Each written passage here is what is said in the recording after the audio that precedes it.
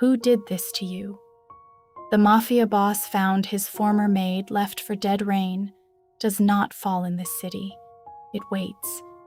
It hangs over the rooftops like something patient, something that knows exactly when to open its hand. It opened its hand on me at 1:53 in the morning in an alley that smelled of rot and diesel behind a restaurant with a golden sign that used to mean safety. I remember the cold of the wall against my spine before I remember the fists. That is how pain works. It rearranges the order of things so that by the time you understand what is happening, it has already happened. My name is Serafina Moretti. 18 months ago, I was a maid in the house of Raffaele Vescari, a man they call Il Lupo, the wolf, because he does not forgive, and he does not forget, and he does not, under any circumstance, share what belongs to him. I did not belong to him. That was the whole problem. I left his house on a January night with a suitcase and a story I had rehearsed so many times I almost believed it myself. A sick mother in the South, a family emergency, nothing anyone needed to look into. He let me go. He did not chase the car down the driveway. He did not send men after me. I told myself that meant I had never mattered, that 3 years of pouring his wine and reading the silence in his shoulders had been nothing but a job I performed well. I was wrong about a great many things. I am only now learning how wrong. Tonight I made the mistake of thinking the past could not find me twice. I was walking home from the pharmacy, ordinary, forgettable, a woman with a bag of aspirin and a scarf pulled up against the wind, when a car slowed beside me and 2 men got out like the night had been waiting for them specifically. I do not remember every blow. I remember the sound my own breath made, high and strange, like something that belonged to another person. I remember a voice telling someone else to leave my face. He'll want to see her face.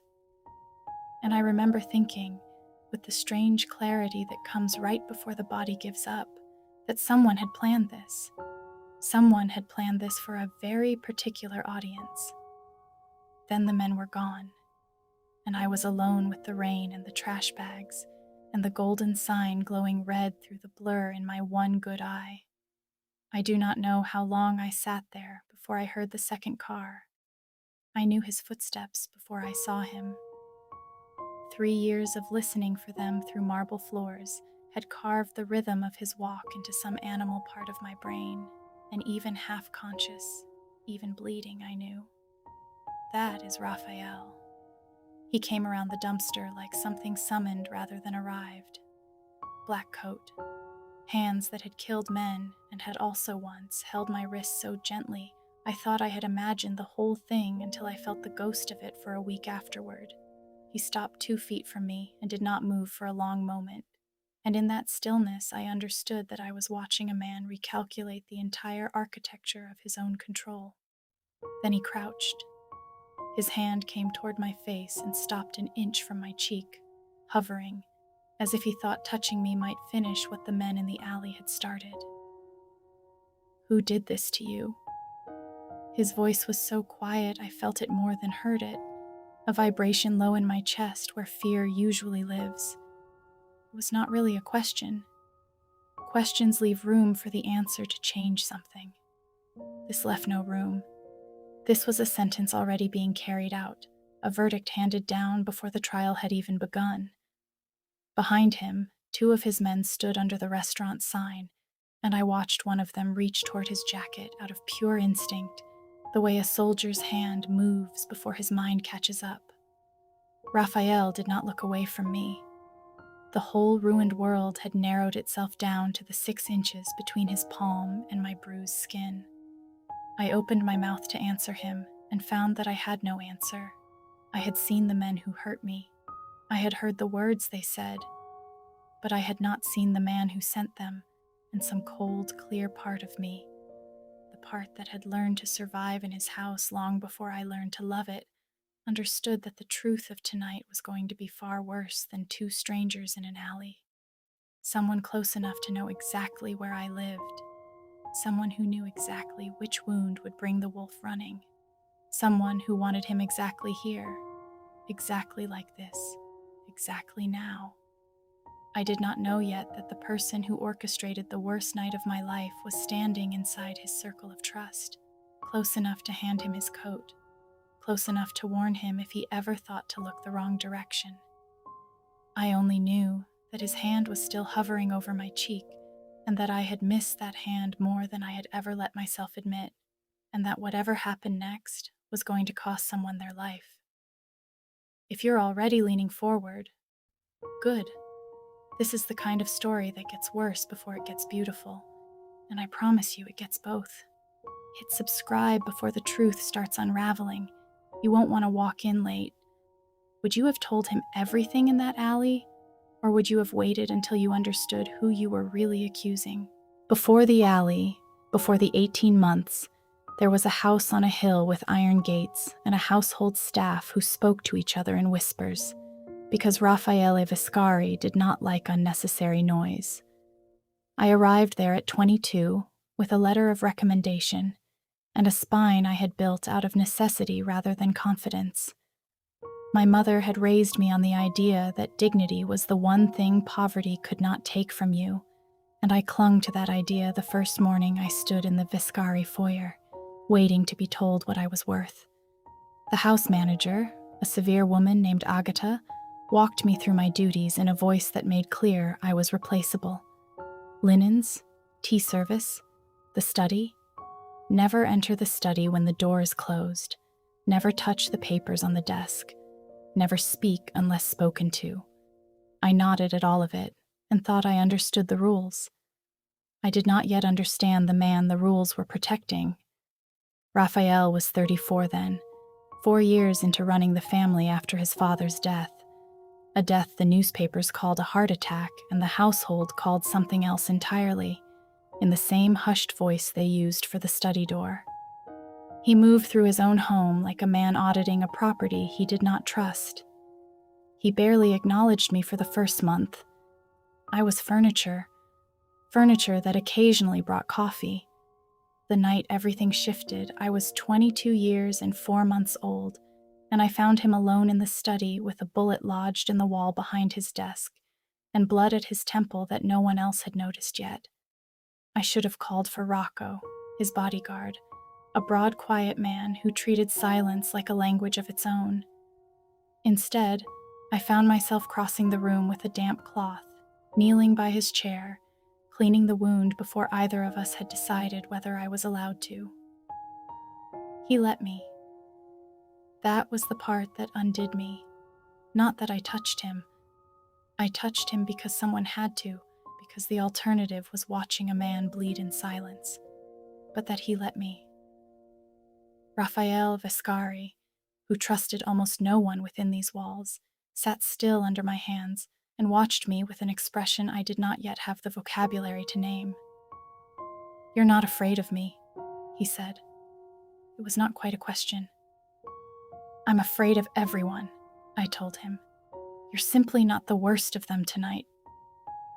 Something moved behind his eyes that might have been the beginning of a laugh, if he had still remembered how to have one uninterrupted by calculation. From that night forward, the rules bent without either of us announcing it. I served him, and only him. When rival families sent envelopes with threats folded inside pleasantries, his answer traveled through the house like weather. "Touch what is mine, and I will unmake your bloodline." I did not know then that I had quietly become something the sentence applied to. There was a man in those months who watched the two of us more carefully than anyone else did. Cornelio Vitale, Raffaele's second, a man who had grown up alongside him, who had buried his own father in the same week Raffaele buried his, who carried himself with the ease of someone who believed loyalty was a debt owed to him rather than a thing he had to earn.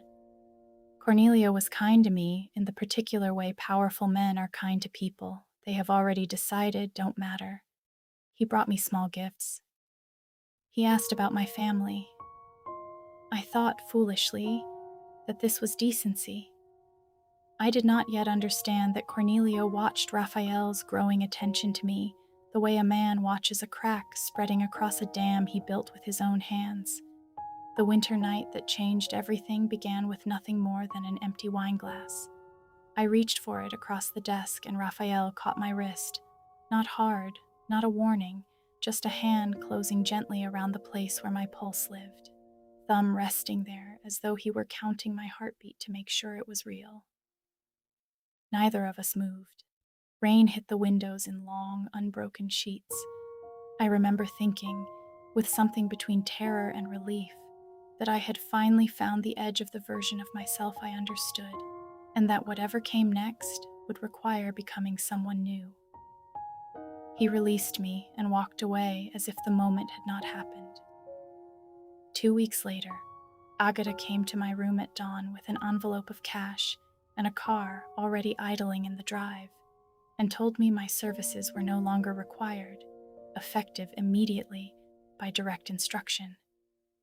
I remember asking whose instruction. I remember her face, pale, unwilling to meet my eyes, and the single word she gave me before she shut the door. His. I believed her. I had no reason not to. I packed the suitcase I had arrived with and left the house on the hill without once looking back at the window of the study, because I could not survive knowing whether he was standing in it, watching me go, having decided I was a liability worth discarding. I did not know that January morning, that the instruction Agata delivered had never come from Raffaele's mouth at all. The truth about that January morning would take 18 months and a beating in an alley to surface. But I am ahead of myself. Let me tell you what happened after the rain stopped falling on my face and Raphael Viscari carried me out of that alley like something he intended never to set down again. He did not take me to a hospital. Hospitals meant records, and records meant questions from people he did not trust to keep answers. Instead, his driver took us to a private clinic tucked behind an unmarked door 2 blocks from the harbor, where a doctor who owed the Viscari family more favors than she could ever repay stitched the cut above my eyebrow without asking who I was. Raphael stood against the wall the entire time, arms crossed, watching every needle pass through my skin as though he could absorb the pain by proximity alone. When the doctor finished, he asked her to leave the room, and then he asked me the question again, quieter this time, stripped of the vow it had carried in the alley. Who did this to you? 2 men. I didn't recognize either of them. My voice came out rougher than I intended. One of them said someone would want to see my face, that it was planned that way.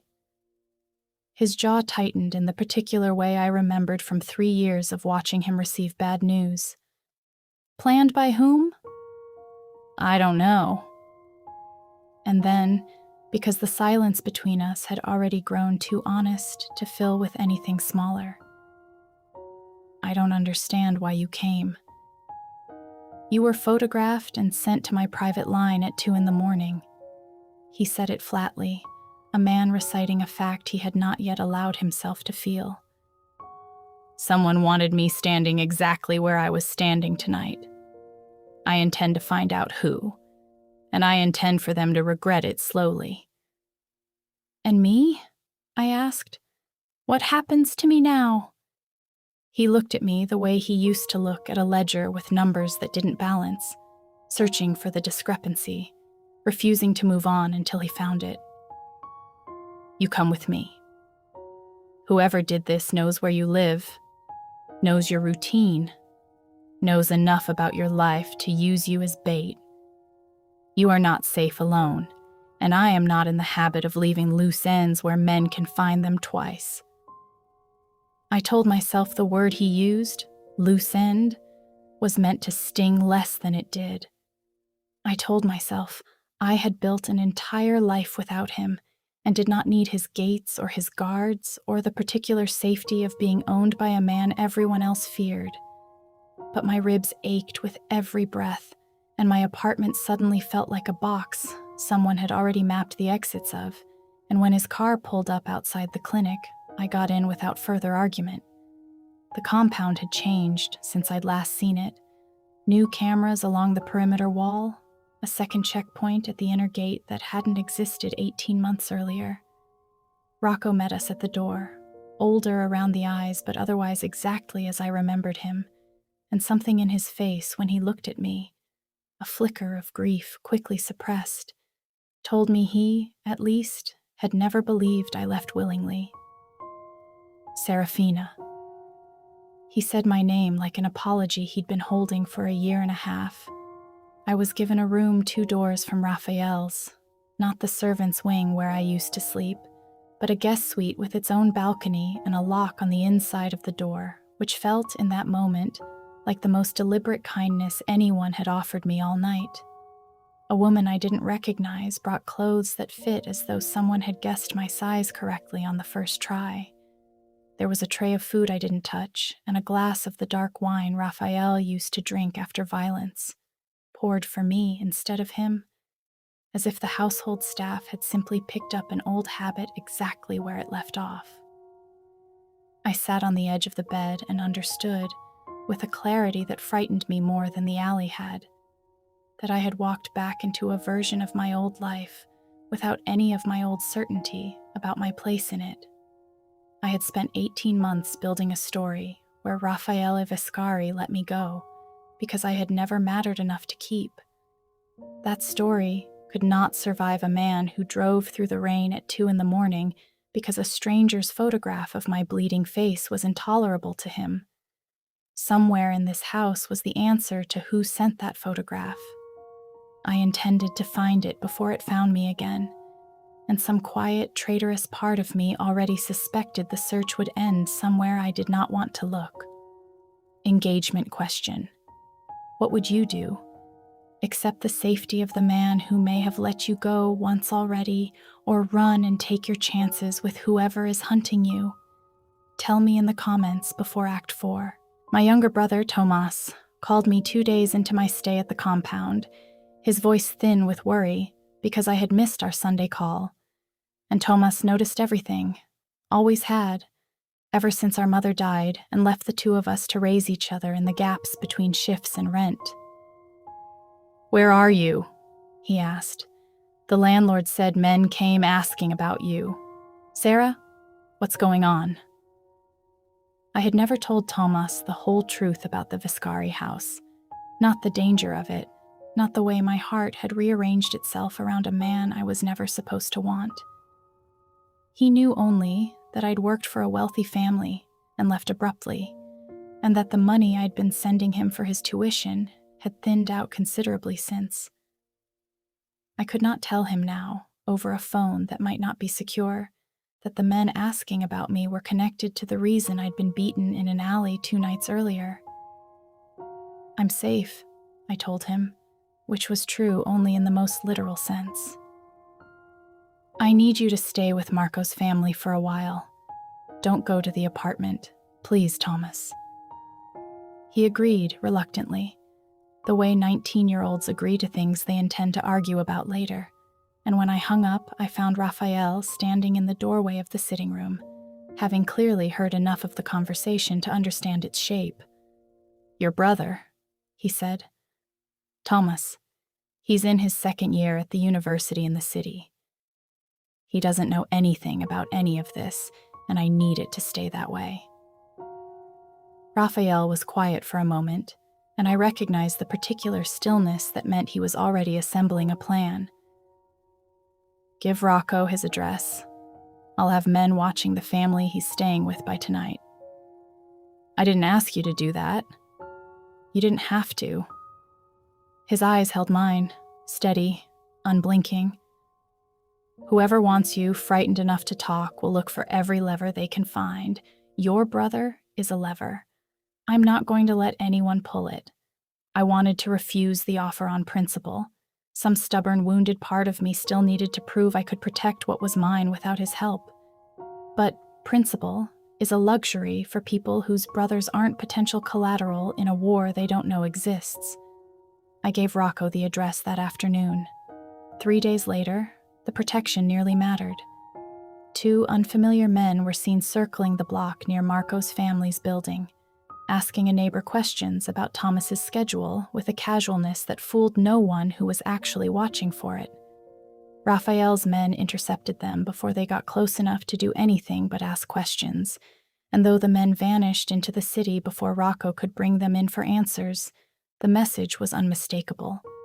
Whoever had staged the alley knew about Thomas too, knew about him fast, faster than casual investigation should have allowed.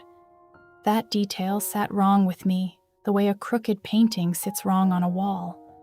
Someone had learned about my brother's existence, his university, his second-year schedule, within days of my arrival at the compound. Either they had been watching me meticulously for 18 months, waiting for the right moment to strike, or they already possessed information about my life that should not have been easy to obtain from outside these walls. I did not share that thought with Raphael yet. I did not have proof, only the cold, familiar instinct that had once told me to clean a bullet wound without being asked, and told me now that danger sometimes wears a face you have already learned to trust. That evening, Raphael called a meeting of his inner circle, Rocco, Cornelio, and Donato Caruso, the family's aging consigliere, a man whose loyalty to the Vescari name predated Raphael's own birth. I was permitted to sit in, at the edge of the room, an unfamiliar privilege that made Cornelio's eyes narrow slightly when he saw me settle into the chair. Someone orchestrated an attack on a woman with no political value to any rival family, Raphael said, laying the photograph he'd received on the table for the others to study.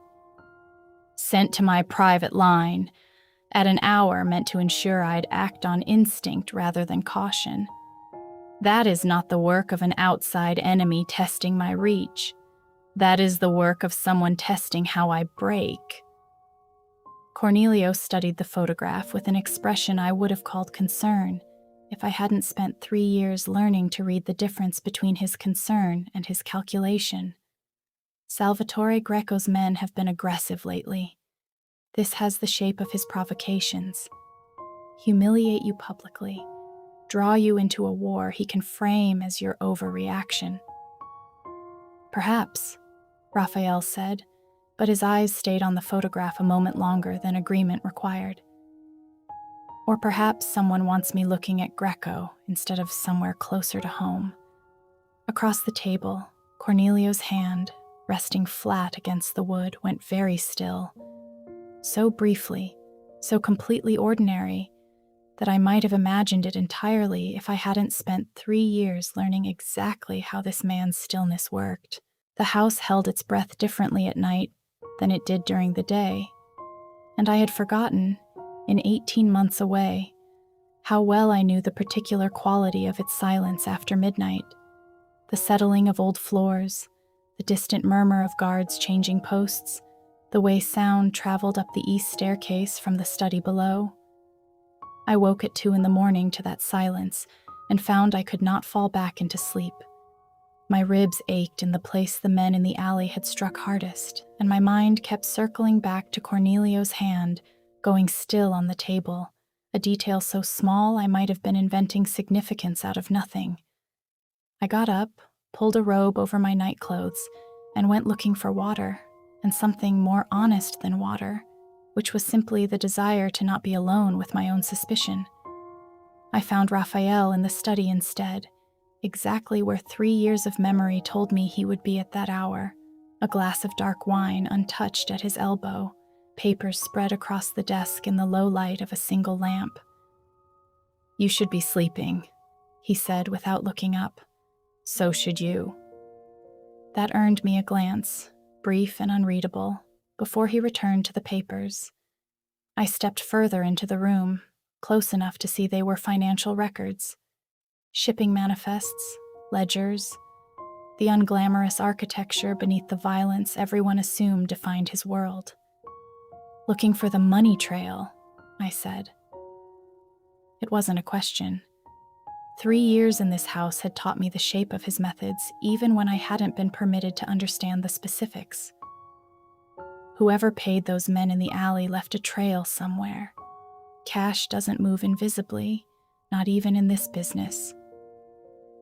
He set the pen down and finally looked at me fully, and something in his expression shifted, softened, the calculating edge dropping away to reveal the man underneath it, tired and worried, in a way I hadn't seen since the night I cleaned blood from his temple and he let me. I keep thinking about what would have happened if that photograph had arrived an hour later, if I'd been in a meeting I couldn't leave, if Rocco hadn't been in the car already. But you weren't, and he was. That isn't the same as safe, Serafina. My name in his voice did something to the room's temperature, something it had no right to do after 18 months of silence between us. I let you leave once already, without asking enough questions. I'm not going to make that mistake again. You didn't let me leave, I said, before I could stop myself. Agatha told me it was your instruction. Direct, immediate, no explanation offered. I believed her because I had no reason not to. Something crossed his face that I could not name at first. Not guilt, not confusion, but a kind of dawning wrongness, as though I had handed him a puzzle piece that did not fit the picture he'd assumed for 18 months. I gave no such instruction, he said slowly. I came downstairs the morning you left and was told you'd requested to go, that a family emergency required it, that you'd asked Agatha to arrange the car yourself so you wouldn't have to face me. We stared at each other across the desk, two people who had each spent a year and a half believing a different lie about the same morning, both lies traced back to the same woman's mouth, and I felt something cold settle low in my stomach that had nothing to do with the alley and everything to do with how carefully, how completely, someone had engineered our separation. Agatha, I said. Agatha answers to Cornelio for household matters. Has for years. Raphael's voice had gone very quiet, very controlled, the particular stillness of a man doing arithmetic he did not want to finish. She would not have acted alone on something that significant. He came around the desk then, close enough that I could see the exhaustion beneath his composure, close enough that the distance between us collapsed into something smaller and more dangerous than conversation. His hand came up to my jaw, careful of the bruise still healing along my cheekbone, and I felt the same current I remembered from the winter night he'd caught my wrist over an empty glass, except this time neither of us pulled away. I told myself for 18 months that I imagined what was between us, he said. That I built significance out of a maid who was kind to me when I didn't deserve kindness. I told myself the same thing. My voice had gone unsteady. That I was foolish to want something a man like you would never actually choose. I would have chosen you the moment you cleaned a bullet wound without being asked and told me you were afraid of everyone except me. His thumb traced the line of my jaw, and the last of the distance between us disappeared, his mouth finding mine with a carefulness that undid me more thoroughly than urgency would have. A kiss that felt like 18 months of restraint, finally admitting defeat. I pulled back only far enough to breathe, my hands fisted in the front of his shirt, my heart working too hard against ribs that still ached from the alley. If Agatha lied to both of us, I whispered, then whoever hurt me 2 nights ago has been inside your walls for a very long time. His forehead dropped to rest against mine, and I felt him nod, slow and grim, a man arriving at a truth he had been circling without wanting to name it. Long enough, he said, to know exactly how to break me. We questioned Agatha the next morning in a room without windows, and it took less than 20 minutes for her composure to crack entirely, because loyalty purchased with fear rarely survives direct confrontation with the man everyone is afraid of.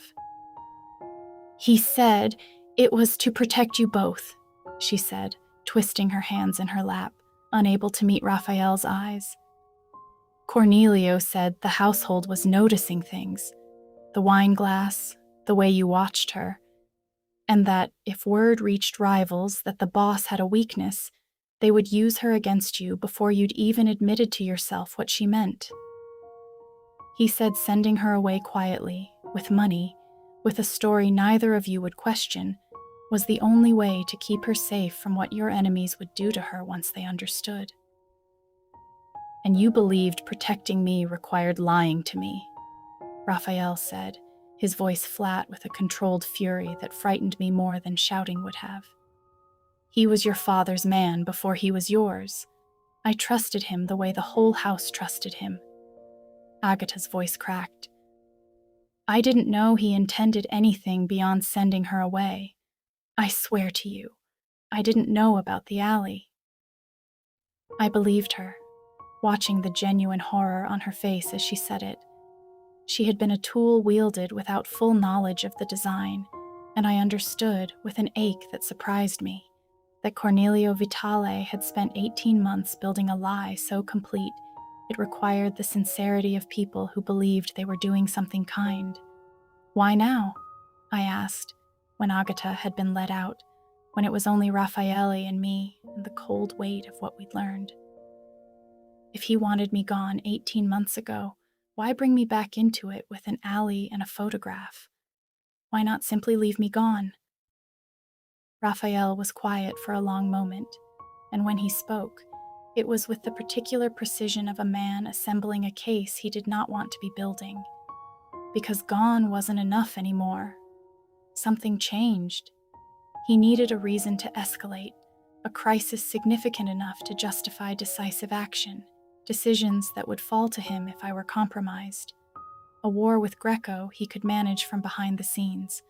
A boss, too, consumed with revenge to notice the ground shifting under him. You think he wants to replace you? I think he's wanted it for longer than either of us realized, and I think he decided you were useful leverage in two different directions. First, to remove as a distraction, and now to reintroduce as a controlled crisis. He said it without flinching, but I saw what it cost him. A man realizing the closest thing he had to a brother had been quietly working against him since before either of us understood what we meant to each other. Donato Caruso, when we brought him the pieces that evening, did not look surprised so much as grieved, an old man confirming a suspicion he'd carried silently for longer than he wanted to admit. I've watched Cornelio for 30 years, he said. He was never patient the way your father was patient, Raffaele. He measures respect like currency, and he has believed for a long time that he was owed more of it than you gave him. When you brought Serafina into your confidence, even quietly, even without either of you naming it, he read it as evidence that you valued sentiment over strategy. Men like Cornelio cannot forgive a leader they believe has gone soft. Do you have proof? Raphael asked. Not instinct, proof. Donato's silence was answer enough. Not yet, but soon, if we knew where to look. And it was in that silence that I remembered the detail that had been sitting wrong with me since Thomas's phone call. The men who found Thomas's schedule, I said slowly. They knew within days of my arrival here. That's not surveillance built over 18 months. That's someone with access to my file, my history, information I only ever gave to household staff when I first started working here, including the name of my brother's university, which I mentioned exactly once, to Agatha, during my very first week in this house.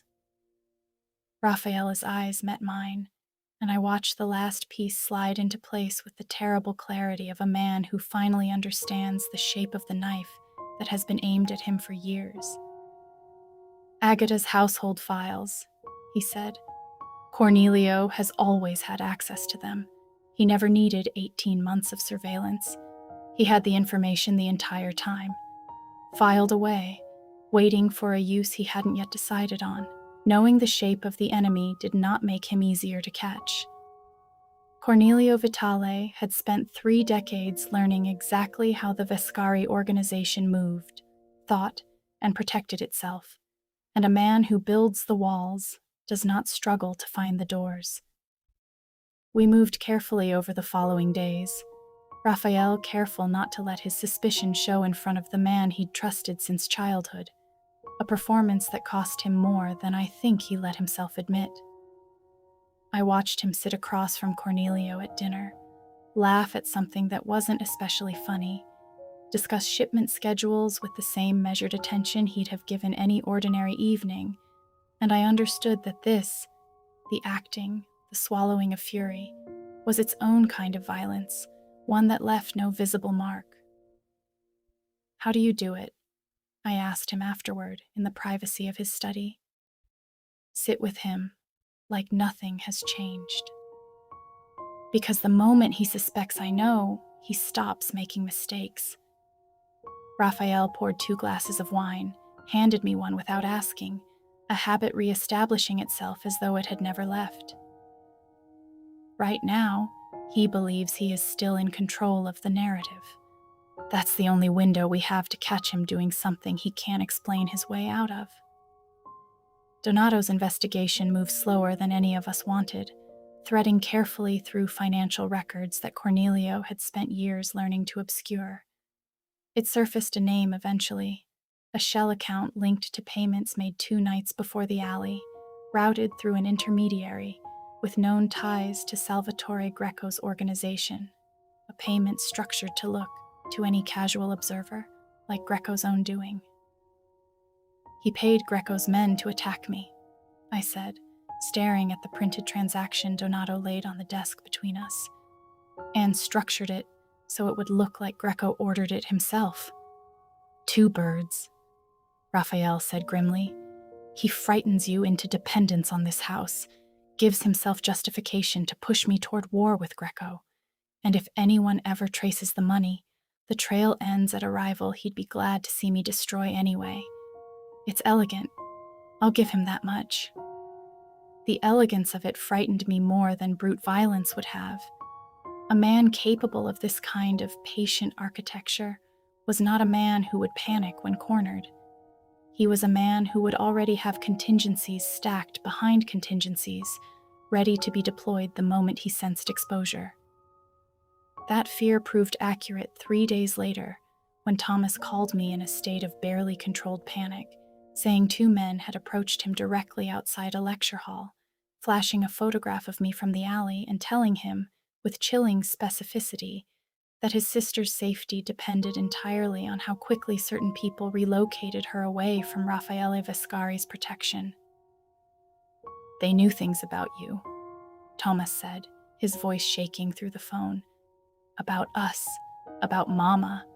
Sarah, what is going on? You have to tell me the truth."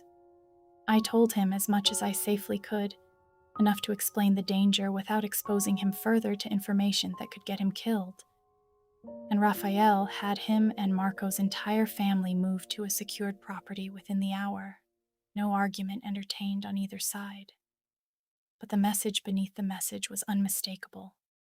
Cornelio knew we suspected him, or suspected enough to be nervous, and a nervous man with 30 years of resources at his disposal was infinitely more dangerous than a confident one.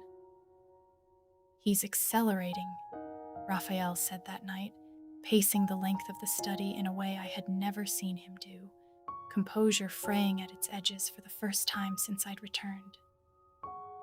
"If he believes we're close to proof, he won't wait for us to find it.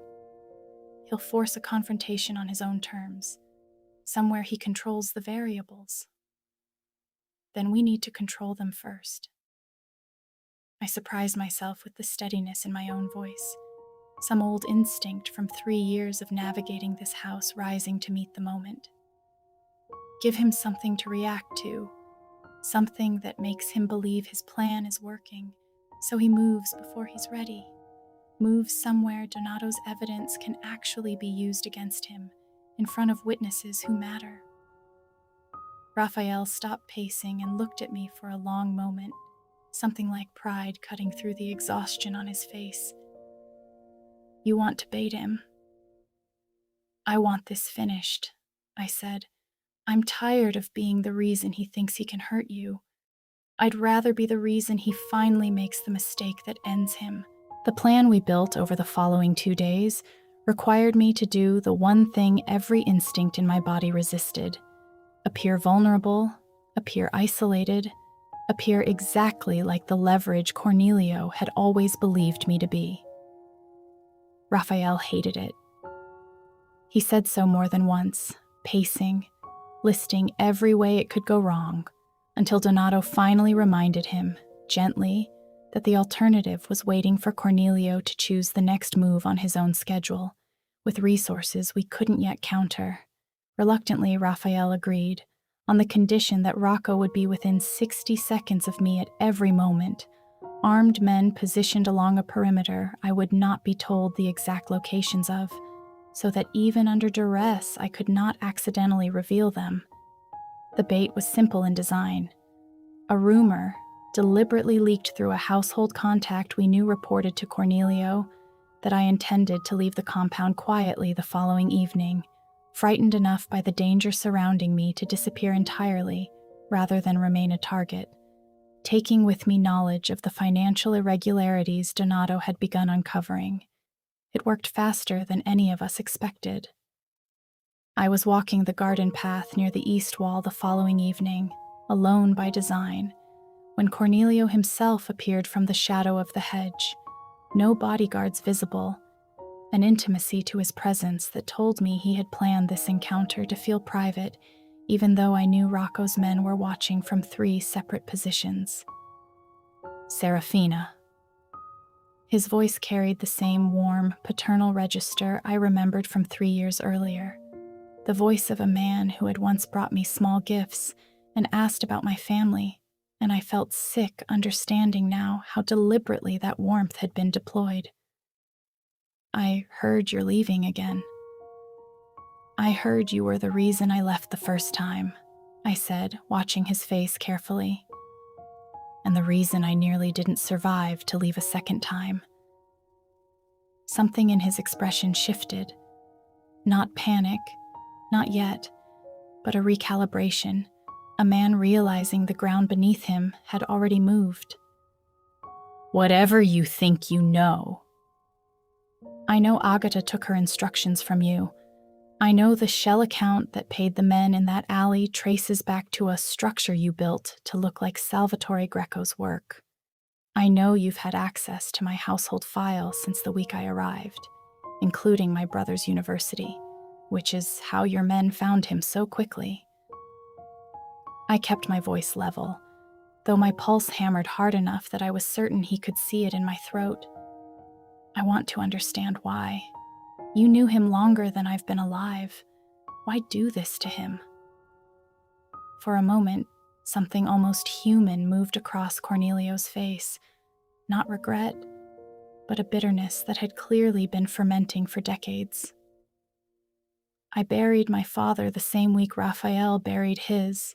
I trained him, guided him, kept this family alive through wars his father started and left unfinished. And the moment he had power, he treated me as staff who happened to have earned a seat at his table.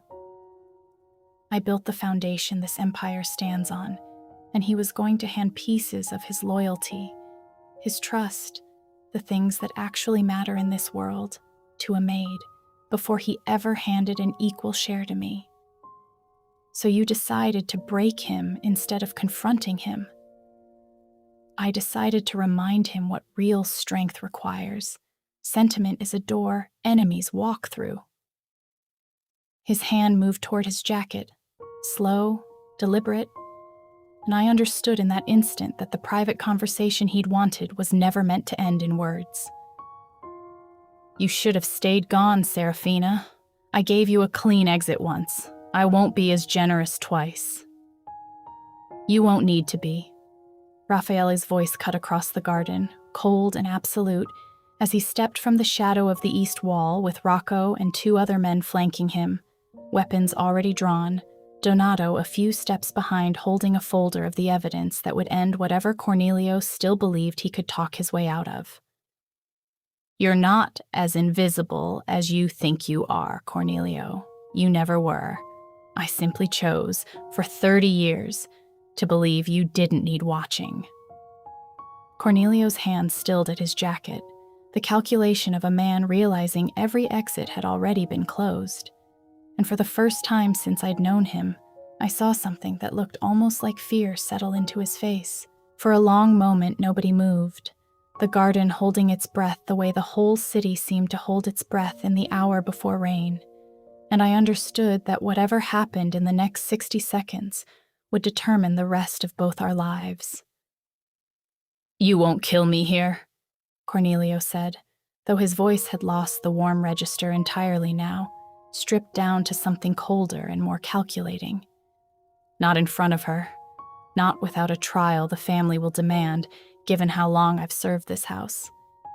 You do this wrong, Raffaele, and you'll spend the next year defending your own leadership instead of mourning mine."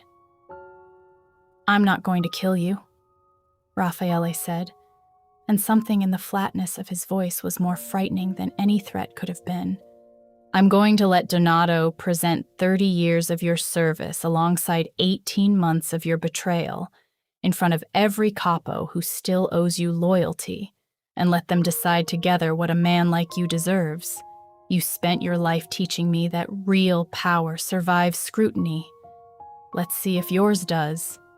I watched something break in Cornelio's face at that.